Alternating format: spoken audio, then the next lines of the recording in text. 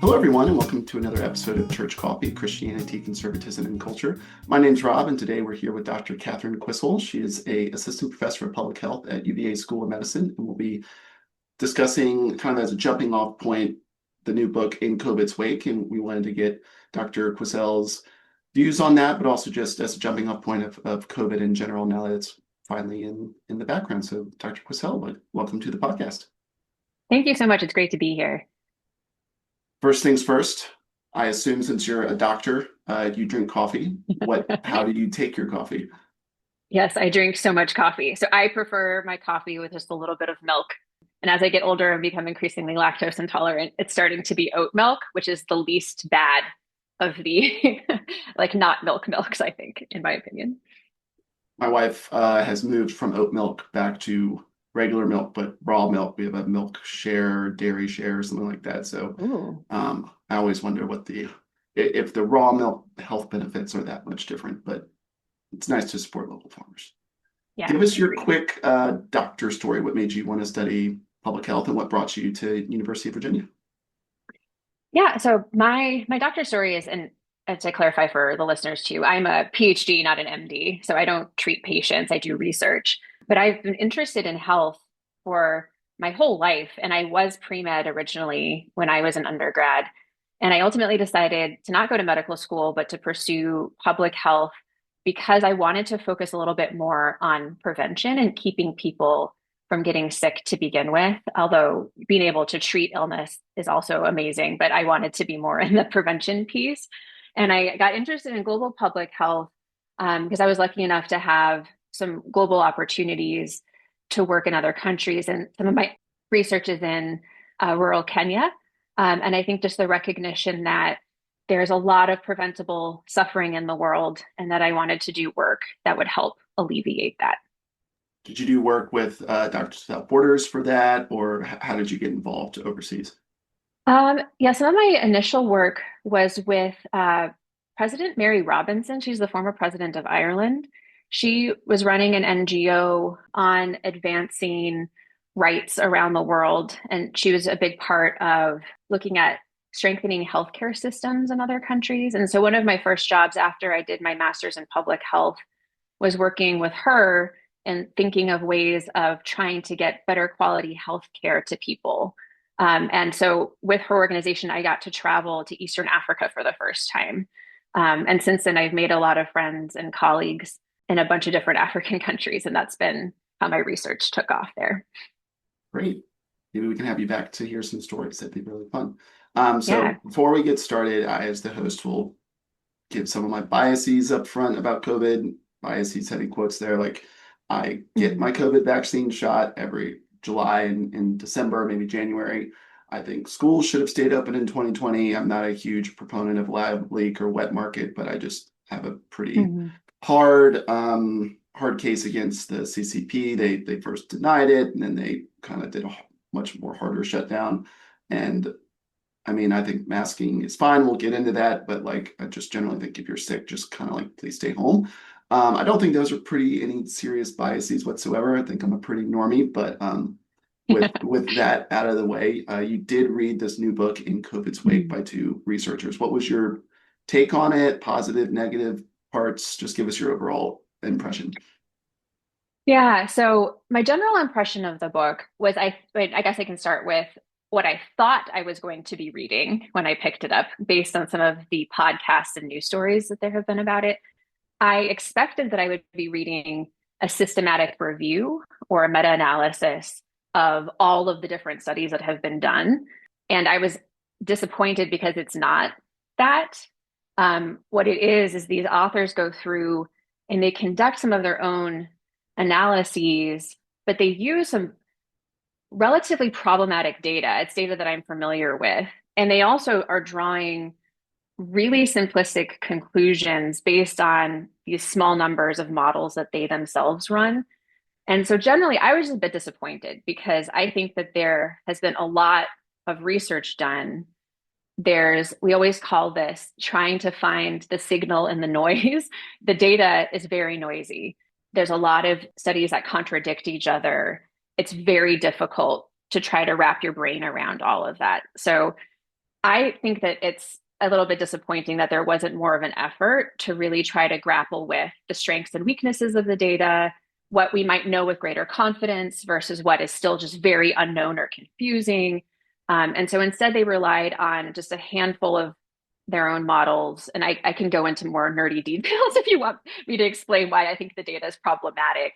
But just generally, I was a little bit disappointed in it because I felt like they were coming out with very strong declarative statements in a lot of the press that's been done. And I don't think that their statements are justifiable or can be, strongly substantiated with the data. Now, the So authors are also not medical doctors or medical they're researchers. They not. are one statistician, I think. Another is just a general policy wonk. Yeah, So I think that they both don't of have them any real health correct. broadly health And understanding. That's and I think that may or may that not be was a obvious to me okay. Yeah. in reading it, that they did not have enough substantive knowledge of public health, medicine, or even the policy environment around global health to be able to write this book well. And I can give you one of the examples that struck out to me at the very beginning was they were going through and reviewing some of the initial pandemic plans that had been written and basically saying that none of these plans suggested that non-pharmaceutical interventions would work was the statement they made. And so Yeah, by that's been a real NPIs, big kind of focus on a mhm, lot of the other podcasts about this. Yes.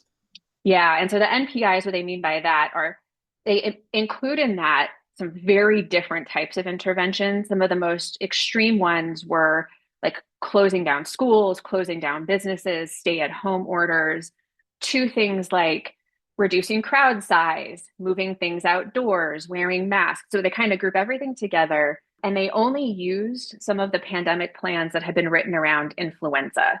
And they completely ignored all of the other pandemic plans that have been developed and were used against like the first SARS virus or against Ebola or against MERS. And so they really only narrowed in on a very small section of prior research. Now, And COVID so, is closer to obviously SARS, and it's yes, close-ish to MERS, right? yes, I mean, it's nowhere, yeah, obviously, it's nowhere near Ebola because we did not have correct. 50+% deaths of anyone infected. But Exactly.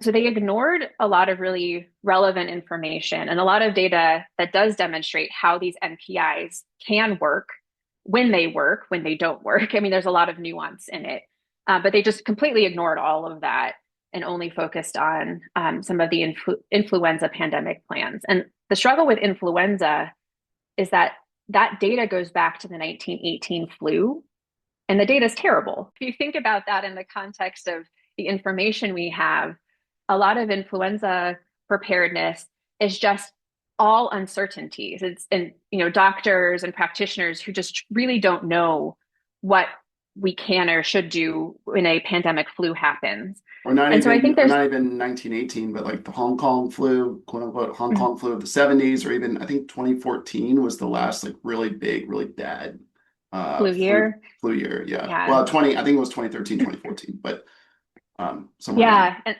Yeah. And I think that part of the answer to this is where some of the nuances is that different viruses function in different ways. They pose different risks. You have to address them in different ways. So that's one thing. But I also think that one of the mistakes that's made repeatedly in the book is when there is an absence of information, I think we should treat it as if we're just really uncertain. We just don't know. But they often take the absence of information as an indicator that basically it doesn't work, that we don't have affirmative information. And so therefore we should just assume that this is stupid and that we should not do this. What And I'm so, hearing is an absence of yeah, evidence is not an evidence of absence. yes, exactly. That's a nice way of summarizing it. And so they do that repeatedly. And so I think that to me introduces a lot of bias and confusion into the story that they're telling. So that's my sort of general opinion. That said, I do think, and this is where I think it's useful to have conversations where it's, not just epidemiologists, but also with economists or with political scientists or others to think about some of these tougher questions about, you know, how do we actually know what this data is saying? How do we look at things like the trade-offs that I know you wanted to talk about today too? If we have evidence that lives are saved, but at what cost and at what point do economic trade-offs sort of outweigh health benefits? Those are really complex questions, and they do require, interdisciplinary researchers and experts. And this is not something that just epidemiologists can do. And so I think them raising some of those questions to me is really important. And so I think that some of the questions they raise are very worthwhile. I don't think they answer any of the questions that they set out to raise, though. So if I can like summarize that for our listeners, it sounds like these guys probably should have consulted more medical professionals when writing this, but also it's just important to Yes. get a discussion going, whether if that starting point Yes. is maybe good or bad, we're at least starting to have this kind of rear view mirror conversation. And I think we definitely need to have that conversation. And now a quick word from our sponsor. Dave and Tucker started D&T Mobile Detailing with one goal: deliver top quality car care you can count on. What began as a summer project has grown into a thriving business, thanks to the support of our amazing clients. They've built D&T on hard work, honest feedback, and serious attention to detail. They bring premium detailing straight to your driveway, convenient, reliable, and always done right. Experience the D&T difference. Book your appointment today. Contact available in the show notes. And now, back to the show. Well, let's get into a little bit more of that conversation. What are your thoughts on the virus's origin? Lab leak, wet market, just kind of naturally arising. I'll preface with, again, I'm asking your opinion, and even like the NIH, Francis Collins was like, I have no idea. This could be anywhere. So do you have a general opinion, or if not, you can So I think the issue is there are two major theories, as you mentioned, the lab leak and the wet market, and that the evidence for both of those is inconclusive because it requires the full cooperation of the Chinese government in order to be able to investigate. And at no point has the global community or the United States had the full cooperation of the Chinese government. So with that, based on what data has been made available, scientists largely think that zoonotic spillover, so the idea that it started in animals and then eventually spread to humans, is the most scenario for a bunch of different reasons. So a couple of them are that some of the very first COVID cases in China had been at this wet market. The Chinese government very quickly went in and closed down this wet market and removed the animals. So scientists were never able to actually go study the animals, but they were able to take samples from some of the cages and areas within the market, and they found positive COVID samples in the sort of environment of the wet market. Early cases in China also, we got some of the genetic information as Chinese doctors made it available online. And there were two different lineages of sort of early SARS to COVID-19 in China. And so seeing sort of variation in the type of virus, that's more likely to be a naturally occurring event, coming over from animals. If you think about like a lab leak, typically it's like there would only be one type of virus in the lab. And so if it were to have accidentally got out, you would only see sort of one version circulating. But that you can't really rule out the possibility, though, that maybe there were types of virus in the lab that nobody else knew about. And with all of the obfuscation and like the hiding of evidence and the lack of transparency, I think that fuels conspiracy theory because we just have never been able to really send people in to investigate the lab or even to really thoroughly investigate the wet market. So I think the reality is that we might never know for sure where it came from. So I mean, it sounds like the scientific community thinks it's a zoonotic origin. If I were a policymaker, I would take both of those possibilities as possibilities, and I would figure out how do we regulate or how do we keep either of those things from happening again. Yeah, that's why I mentioned in my biases, I actually don't really care. I care more about the Chinese government saying there's nothing to see here, and then suddenly going all the way on the other direction. People get locked down for 18 months, not leaving their apartments. And then also, I didn't even know they're clearly we're not cooperating with the global health community, which is just it makes everything so hard when you don't have full cooperation and transparency. Yeah, I will say, like, even if it is a lab leak or not, like lab leaks happen not all the time, but like there was a lab leak in like 2016, 2017 from the main research of the NIH in Atlanta. Like nothing happened. Like the leak was that someone took a vial home. Vial didn't get broken. This isn't like a zombie horde or something, but someone Hmm. did accidentally take something very dangerous home. They brought it back. They cataloged it. So humans make mistakes. Like that happens all not all the time, obviously, but it happens even in a much more heavily regulated environment. So Yeah, and I think the problem with the lab leak theory or hypothesis was that very early it was also linked with a conspiracy of purposeful release. And so I also think that contributed to the politicization that happened and why some people were just like, no, let's throw that out the window. That's not possible. When, like you said, I think a lab leak is something that is a possibility. It would almost certainly have been accidental, but we just, I don't think, have the ability to say for certain. I think if it was malicious or conspiratorial, like China would not have locked down so heavy for 18 months Mhm. and they would have released it, you know, maybe starting in the US and not in central Yeah, China, right? yeah. Like, yeah, conspiracy means someone's actually thought through something. It just doesn't seem very thought through. And now a break to hear from one of our sponsors. Are you tired of stepping in your dog's backyard landmines? Are you unable to pick up after them, don't have time, or simply don't want to? Let Scoopity Doo take care of it for you. They scoop when you can't. Please see the show notes for contact information. And now, back to the episode. The book, as you've already mentioned, goes into detail in planning for the next pandemic, whatever that was, and it's again pretty skeptical on non-pharmaceutical measures, masking, hand washing, distancing, lockdowns. You said that kind of rings true, but what are Mhm. more, yeah, what's more to say there? What didn't Mhm. they say? And you've already gone into a little bit of that, but maybe expand on that. I think it becomes really important to distinguish between these non-pharmaceutical measures because I think some of them are more useful than others. So the thing that doesn't ring true is if you just bring them all together and talk about it as if it's one thing.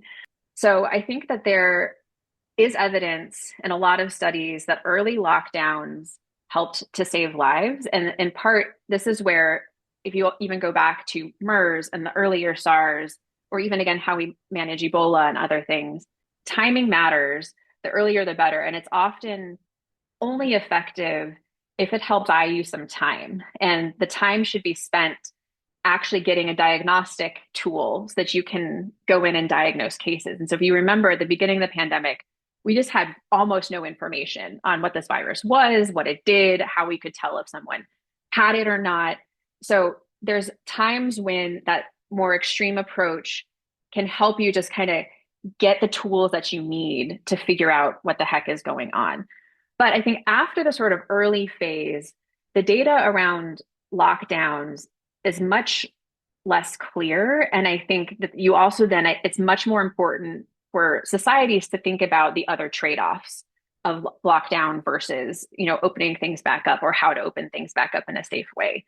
Um, so I think that some of the more extreme measures are not great solutions other than at like very discrete points in time. And so I don't think that we use those tools as well as we could have. But I do think that Yeah, efforts to, I specifically remember in those first 2 weeks of Mhm. lockdown, like, or maybe even that first month of 2020, like, okay, no more school, working from home. But my local Lowe's was pretty full of people doing house projects. And I remember driving up and because I did Mhm. it, and I remember driving up and being like, this seems like a bad idea.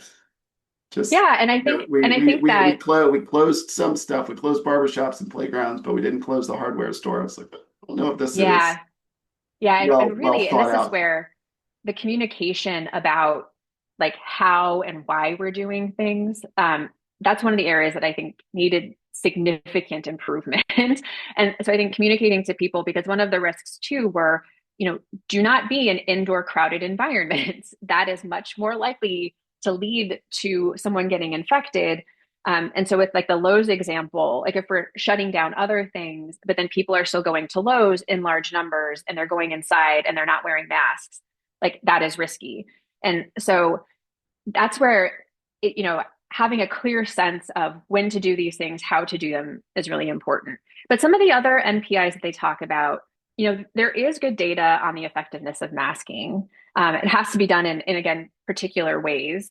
And I think that reducing What contacts. would be like Mhm. positive masking, and what would be the kind of like, well, your cloth over your mouth, but that's not really working. What's a Yeah. good masking policy versus a um, faux masking policy? Yeah, that's a great question. So I also think so with masks, as you were already touching on, there's lots of different kinds of masks. So the type of mask matters. So thinking about like the quality of the mask, the fit of the mask, and then using it appropriately. So there's these multiple factors. So surgical masks, the ones that we probably see a lot if you go in to healthcare facilities, they don't block small particulates, but they can block like larger, like splatters, splashes, coughs, things like that. And there was one clinical trial in Bangladesh where they handed out surgical masks during the pandemic. And they taught people how to use them and they taught people like when to change them out when they become soiled. And they did see reduced community transmission in the intervention group. So even surgical masks are not the best kind of mask because they have gaps all around them. They don't fit snugly, but even that was better than nothing. And then if you were to, instead of doing that, to use like a KN95 or a KF94, ones that have better fit, you would have even better outcomes. We know this from a clinical setting because that's what clinicians use when they're treating patients with a variety of infectious diseases. Cloth mask studies did not show much in the way of improvement, but there's a lot of variation in the quality of cloth masks. And I think that's also where we made a lot of mistakes is that we were encouraging people to use cloth masks when they were probably not that effective unless they also had a filter or something else with them, Yeah, or I unless they remember fit all those well. like people got whiplash so much about Yeah. needing this, that, and I think I understood it better than a lot of people. Was like, this is an evolving situation, and the Yeah. problem is scientific literacy is so low, is that we're kind of conducting a scientific experiment as we're going. As So we like, go. Yep. yes, of course there's going to be updates, and we're eventually going to land on something. Sorry, it took us 3 years to get to a like these are the masks that everyone should be wearing. We were trying to our best as the situation was unfolding because we didn't also, as you said earlier, we didn't have a stable one Yeah. one strain only, right? There was Delta and Omicron, and we're just like, okay, well, we Mm-hmm. got to update our policies, and that's that's hard. The way, I mean, I felt it, and I feel like I Yeah. could communicate that situation better, and I still felt the whiplash. Okay, we got to go back to this. Yeah, and it's confusing because I think at the beginning too, we also had a shortage. And so that's part of why they were initially saying, like, don't wear medical masks, wear cloth masks, because they were worried about getting sufficient protective gear for healthcare workers and essential workers. And then later they said, no, now you should wear medical masks. And so I think that was part of the whiplash too. But I think that everyone should think of masks as a good tool for reducing the risk of getting sick, and for reducing your ability to like get other people sick. But like you said, probably better just to stay at home. But if you're traveling and you're in crowded indoor environments, like I still wear masks when I'm on my long plane flights because I don't want to bring COVID to my colleague in Kenya who's had cancer. So it's like I or still or do these just things. or just Hmm. get sick. I've got a friend of mine as a flight Yeah, attendant, and she's just like, everything is dirty. Everything is so dirty. dirty. Yeah. Yeah. So it's not Yeah, even just COVID, right? It's lots of other yeah, things. if you just don't want to get sick when you're traveling. And so I think that they're a really good tool. I hope that we've learned more as a society about how to do masks. I am worried about the backlash against masks because I also see masks as a tool that helps us get back to more normal activities. And we think about it as like a tool of least infringement. If it's like either we wear a mask and like go outside or go to the grocery store wearing a mask, or we just stay in our homes and don't do anything. I think people would want to wear a mask and get to go about their business. So I also think that it's a tool to prevent any sort of more dramatic lockdown or closing down of things. And so I see it as a tool that leads us to be able to live more normal lives with illness around us than alternatives. So I am worried about the backlash against masks, but I do hope that we've learned a lot more about how to wear masks well, like which masks work the best and all of that. What's your opinion of the vaccine? How safe? Can you give us a little bit of how it Hmm. was developed and when should it be taken? Yeah, so the major COVID vaccines that we've had in the United States, there's the Moderna NIH vaccine and the Pfizer BioNTech vaccine. Um, and they have very strong safety and effectiveness data. The clinical trial data that happened very early on in 2020 is available on the NIH, FDA, and CDC websites. Yeah, didn't it take like a weekend to develop the base vaccine, right? Yeah, so I can walk you through a bit of the timeline because it did go really quickly, and I think this is probably where some of the like vaccine hesitancy comes from. I Because will, we're going to get into politics later, but I will yeah, say whether you like him or not, Operation Warp Speed under Donald Trump might be his shining achievement. oh, it was fantastic. Yeah, I think Operation Warp Speed accomplished a miracle in terms of scientific development and the timeline. I also have to Um, say, as a Trekkie, I love the name. yeah. It's a great, I mean, great name. The greatest. So yeah, so with the mRNA vaccines, people have been studying mRNA since the 1960s. It started being looked at as a potential way of delivering a vaccine in the early 2000s. So it didn't come out of nowhere during COVID. NIH and Moderna had actually been planning to start a clinical trial for a different respiratory virus in 2019. But then when the pandemic started, they just quickly shifted and used the genetic sequence of the COVID virus to develop the first mRNA vaccine candidate for COVID. So they started their clinical trials in March.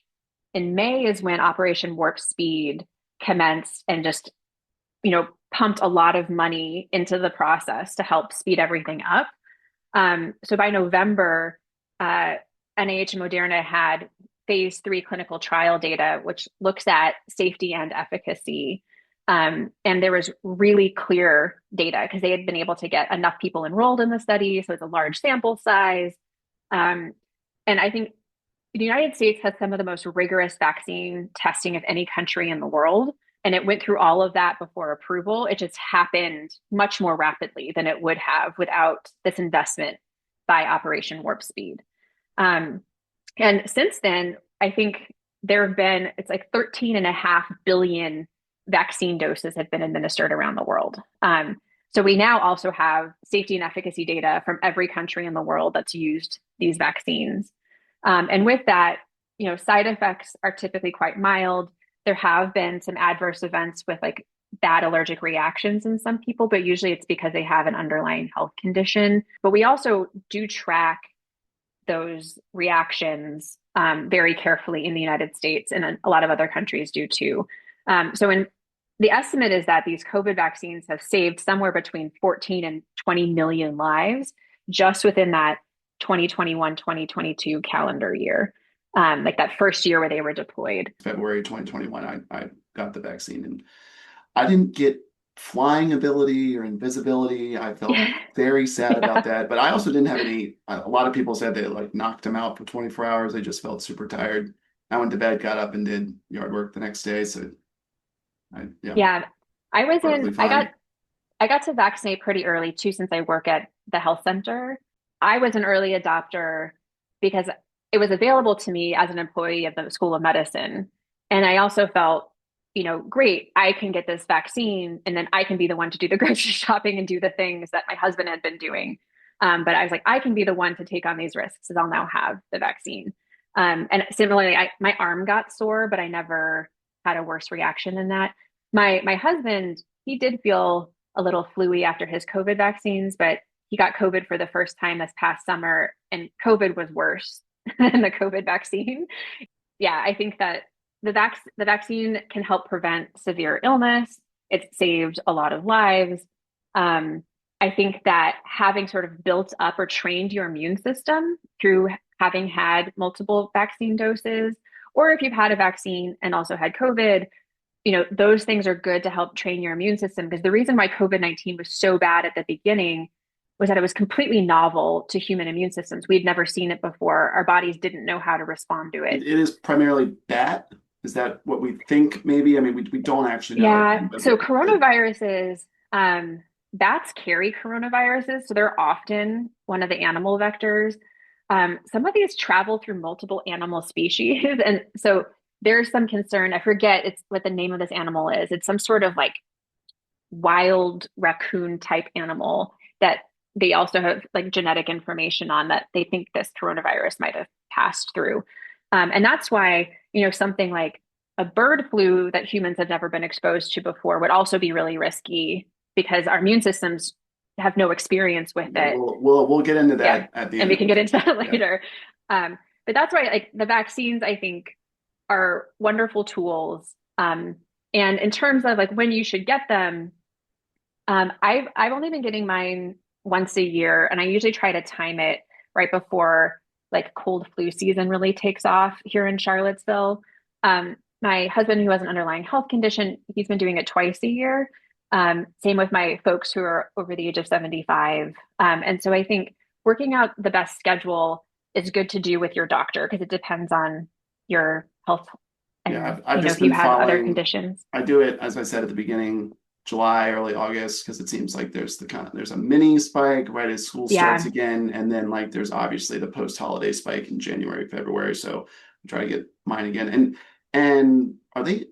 I probably should have known this beforehand. Are the vaccines still really only super effective in that first 6 week window, or are current vaccines a little bit longer? Yeah, the thought is the recommendations are, for example, if you've had COVID, they suggest that you don't need to get vaccinated again for 3 months because at that point, any sort of immunity against getting it or acquiring it is probably waning. Um, but generally speaking, I think the best way to think of the vaccine is that it's like training your immune system so that you might end up getting COVID at some point, but it'll be much less severe because now your immune system knows what to do instead of underreacting or overreacting, which Yeah, it I can bet. do to a novel virus. Yeah, I've had COVID twice. Once was not pretty quickly, but at the tail end of that 6 week interval. And I was like, I had a hard 12 hours. I went to bed, I got like kind of got the shakes a little bit. My body was feeling cold, Mm-hmm. conked out for like 12, 16 hours, and then got up. And then the day after, got up, felt fine. Day after that, I did yard work. And then I've had COVID without, like, I forgot to get the vaccine in 2020, the winter of 2024. In February, I got it, and I was racked out for like 3 days. I never like, I never ran a fever, but I was just like straight up exhausted. Like I Mm-hmm. probably my oxygen levels were just a little bit low, and I just didn't have the strength to even get out of bed. So wouldn't recommend it. But I still have had the flu once Yeah. before, and the flu was terrible. The flu was awful. That's, I mean, Yeah. everyone's a little different. That's just my experience. Yeah. I think that this is why, again, I'm a fan of masks because I don't want either of those things. And this is also where, and we're talking about the spikes, like the August spike and the winter spike, is that it does tend to follow when we see crowded indoor activities. And so in summer, that can happen when people are trying to get out of the heat indoors or when schools are opening. And like, especially here at UVA, when like all of the students come back to grounds, or in the winter when we're spending more time indoors because it's cold out. So it does tend to follow those conditions. I've already mentioned this, but how problematic do you think China's response was, both in late 2019 and early 2020? Mhm. Obviously, we've said this already, in which the CCP basically denied anything was going on, and then this overcorrection. And do you think the CCP's influence on the World Health Organization and medical community at large has severely restricted itself?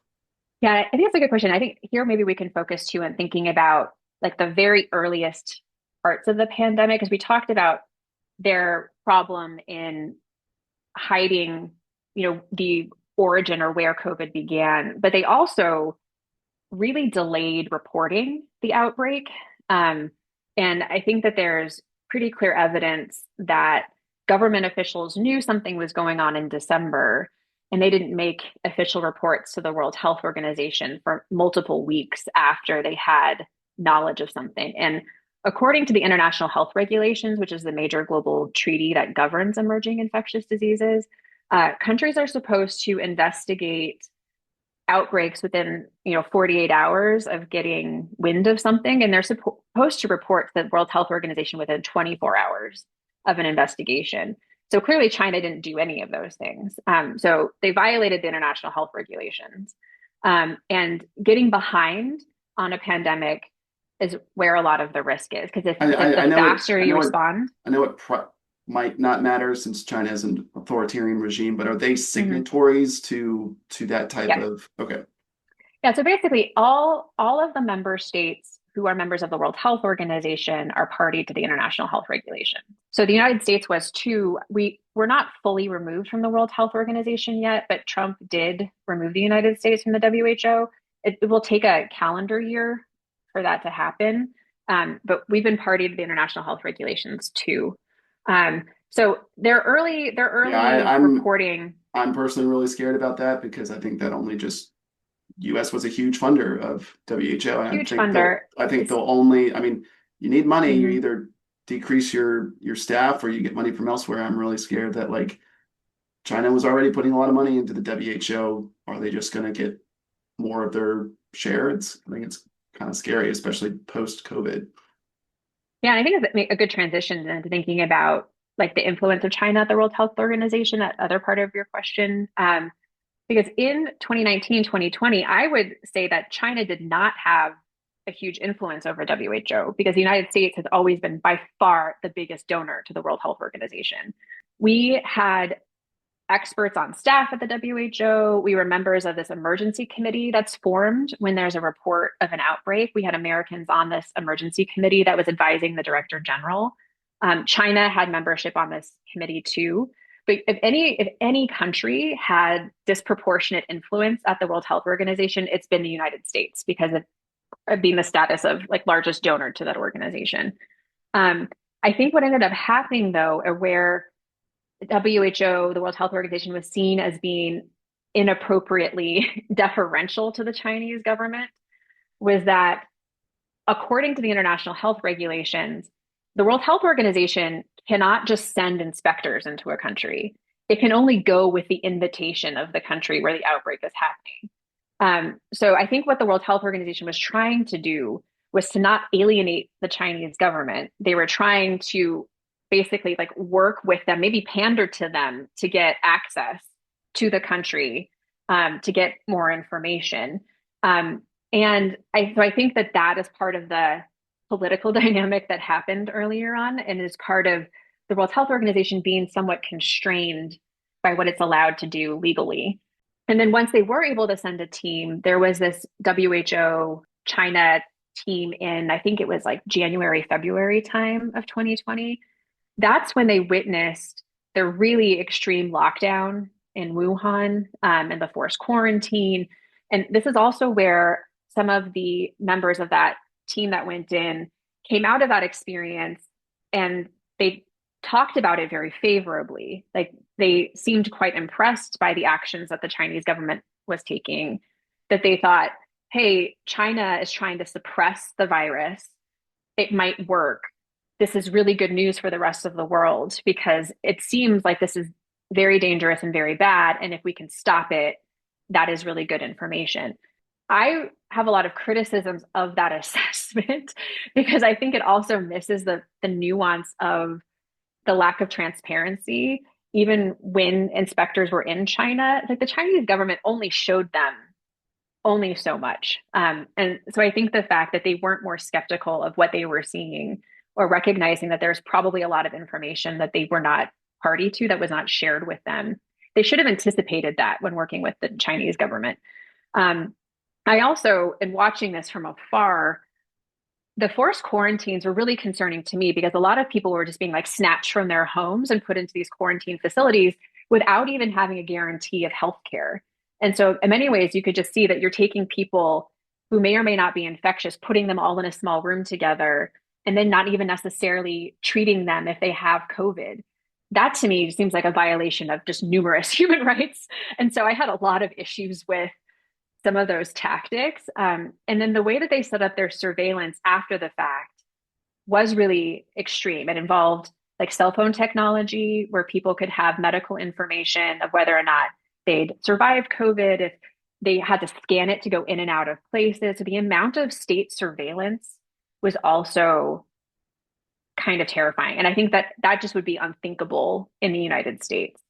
Um, and so I don't think that it's a great idea to sort of hold up the Chinese model as like what we should aspire to. And I don't think public health folks in the United States did. I think that we were just trying to figure out like, can we contain this? How could we do that within our system where those sorts of actions would be intolerable? And I think that that's also where mistakes were made in trying to figure out how we can, close down our society or try to suppress it. And where some of those conversations around trade-offs could have come in earlier and didn't. But I don't think we were actually trying to mimic the Chinese example. There was, I feel like, especially in 2020 and 2021, the public debate was pretty minimal. Like any Mm-hmm. alternatives were pretty squashed. Like the Swedish model, which was very herd immunity-ish, was pretty demonized. Of course, again, we're kind of wading into politicalness of it. Like the herd immunity was very Fox News conservative, and the listen to the experts was very the liberal and Mm-hmm. MSNBC to paint a stereotype. But do you think there was some efficacy of the herd immunity Swedish model that or are we again just looking back too much as 2020 and we were just trying to feel around in the dark, trying to figure out what was the best? Yeah, so I get different lessons from Sweden than what I typically hear in the media and what is in COVID's wake. Is the book also classifies the Swedish model as herd immunity model. And I do think that's a mischaracterization of what Sweden did. It's like the Swedish health officials have also stated numerous times that that's a mischaracterization of what they did. So they were not really doing a like let it rip approach. That was not their model. What they tried to do was to issue guidance around things like wearing masks, reducing time indoors, moving things outdoors, stay at home if you can, but they didn't go as far Don't as go to visit your elderly parent at the exactly. nursing home. But they didn't go so far as to close businesses or schools, like businesses and schools stayed largely open. But also, what they ended up doing is when they would issue this guidance, citizens in Sweden just did it. It's like people reduced their contacts, they moved activities outside, they wore masks. So they did all of these things to keep transmission low. And so Sweden never had to issue mask mandates because they just issued guidance and people did it. It was And so they, a really big collective Mhm. buy-in. And that's where some other studies that look at other sort of social and political dynamics in countries have shown that societies with higher trust were better at compliance with these other public health strategies. And that when that was the case, they didn't need to have as strong of an intervention or a mandate or a school closure or some of those more invasive efforts. And this is where I can maybe nerd out a little bit too about like the policy stuff that they do in the book. It's because they use the stringency index that just looks at like the severity of the policy. And I think that misses this nuance that some countries didn't have to have severe policies because people just listened to their public health folks and just did the stuff. So And so would you put the Swedish model accurately what you're describing? Would you put that as a pretty good model because of that kind of public buy-in? And if yes. so, are there other countries that you would rank pretty similarly with Sweden? Yeah, so I think Sweden was a really good example of it. They actually showed too that countries that had had experience with SARS or MERS also did well. And I think it's again because they knew they were more familiar with masking. They had sort of routines down of like, this outbreak happens. This is what we do.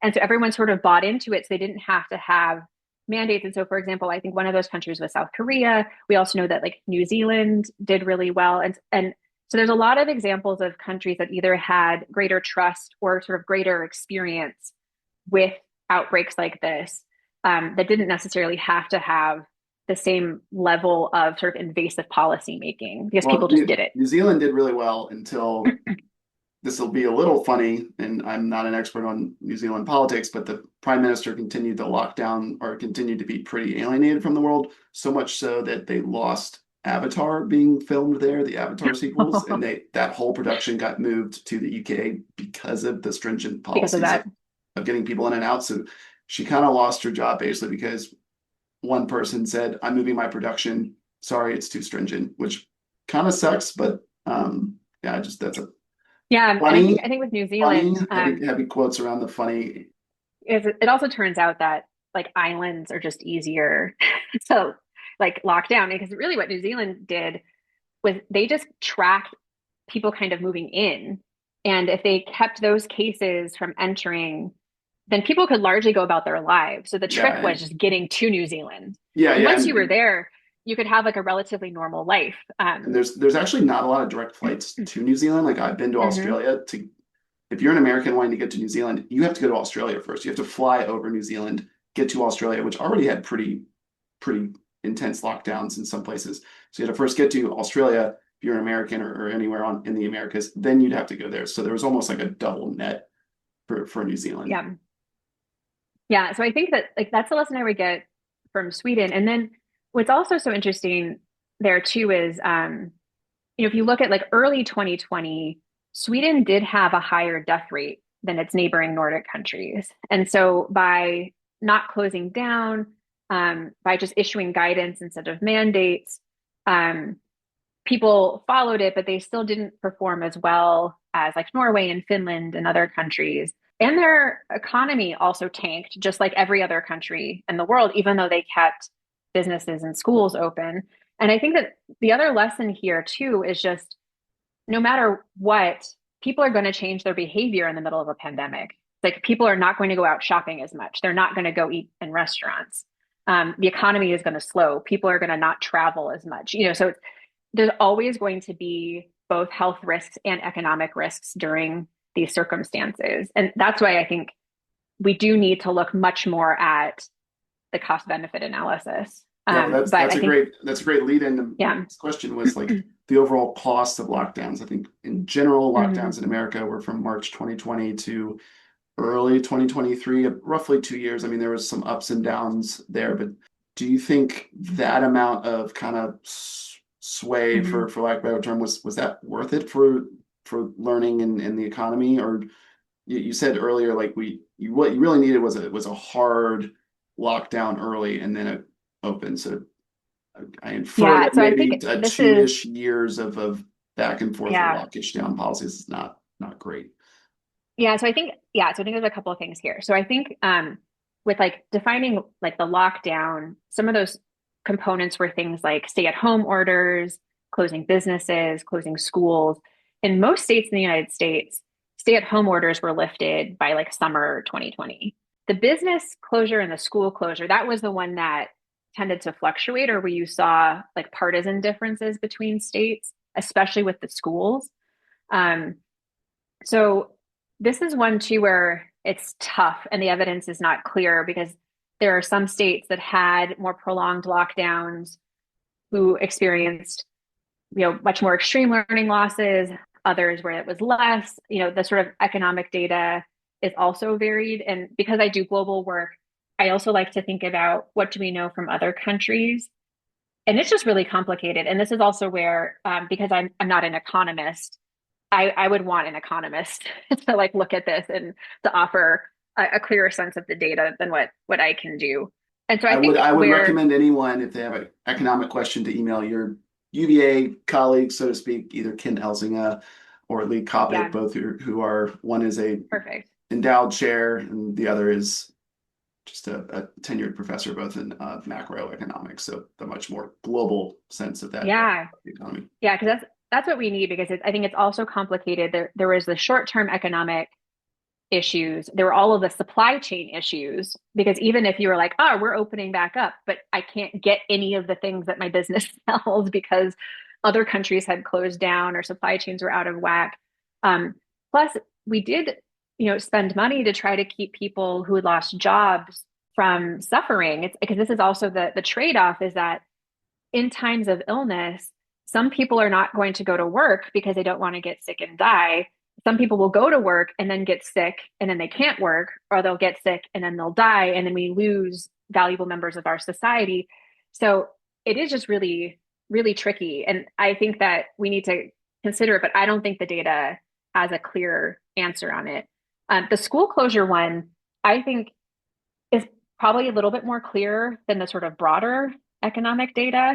And I think that schools could have opened earlier than they did in a lot of places. How I think, much earlier? Like I know Charlottesville was at least hybrid up through mhm. spring of 2023. Obviously, different Yeah, places. That's still kind of hard because like the yeah, New York public it school is hard. system is not rural Nelson, Virginia. Like those are No, two totally different animals, right?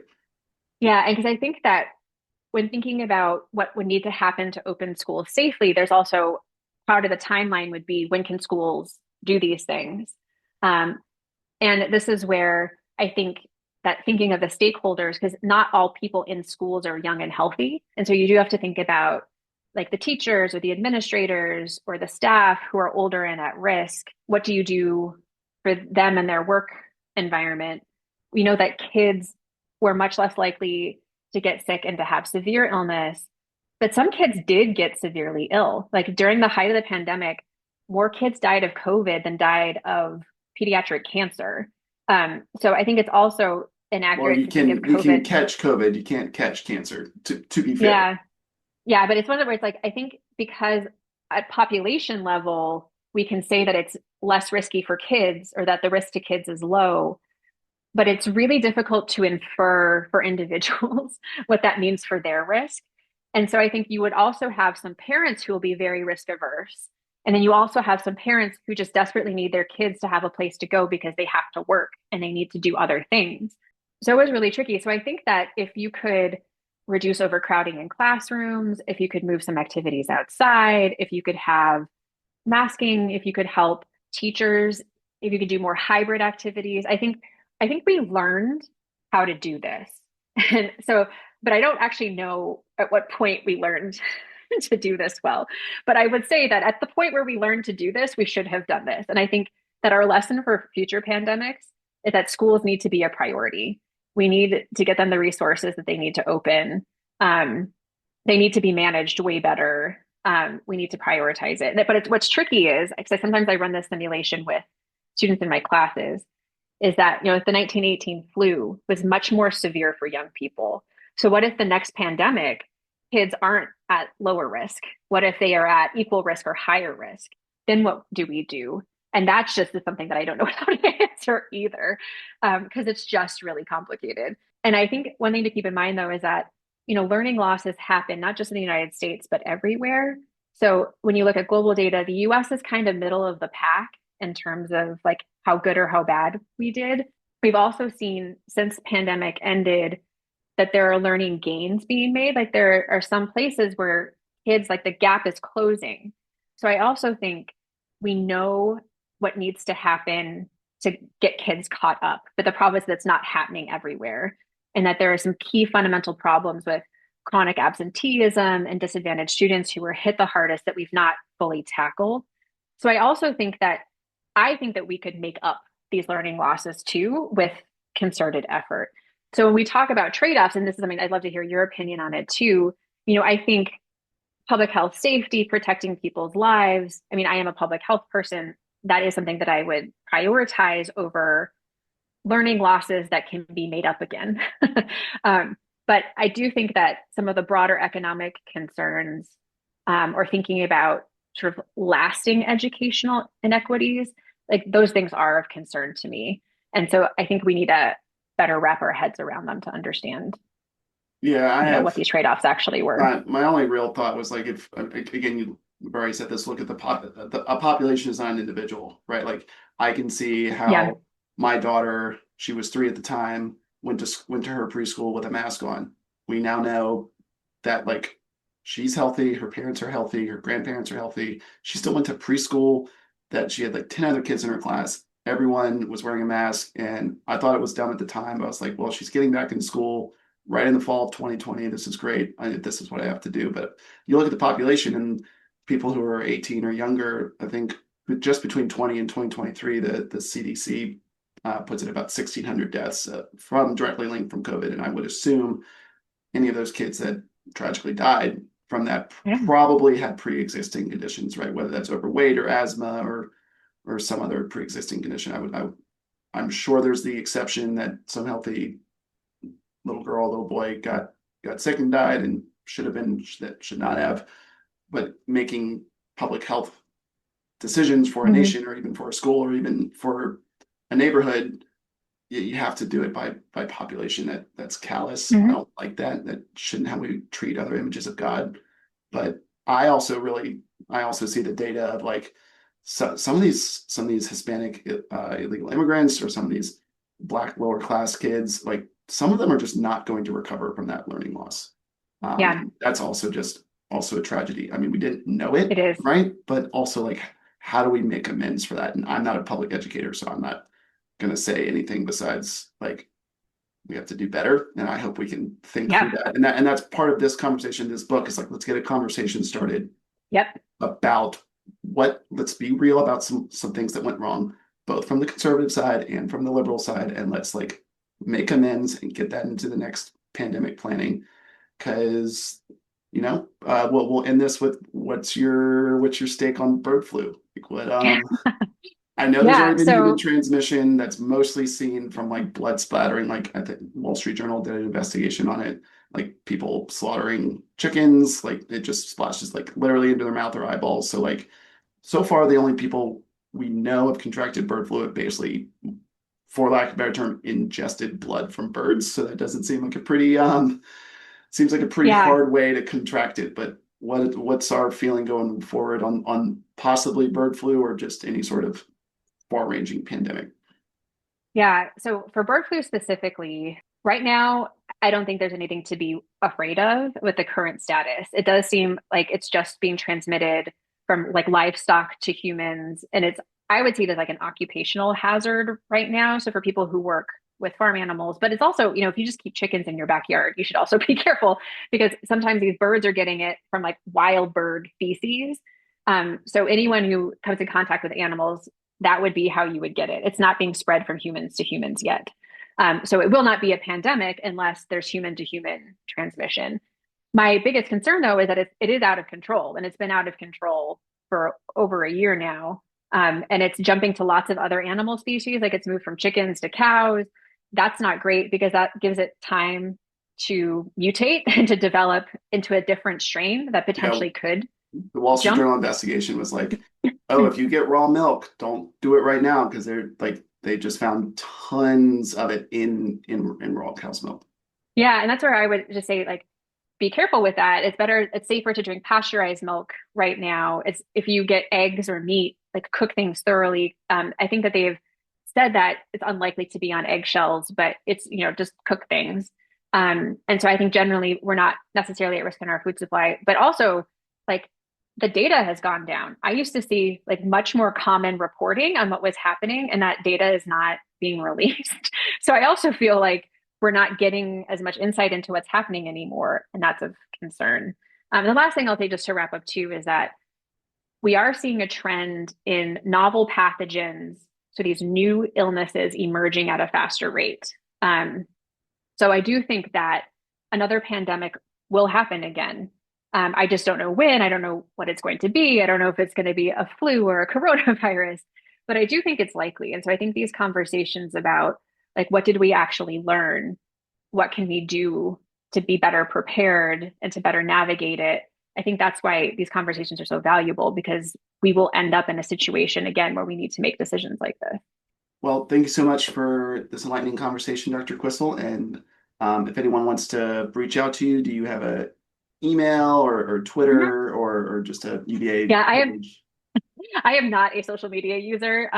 So my UVA email address is on my faculty page, but it's kq4ue at virginia.edu. And I'm so happy to answer questions if people I have will I them. will drop that in the show notes for people. But Yeah. thank you for listening, and we'll see everyone next week on Church Coffee.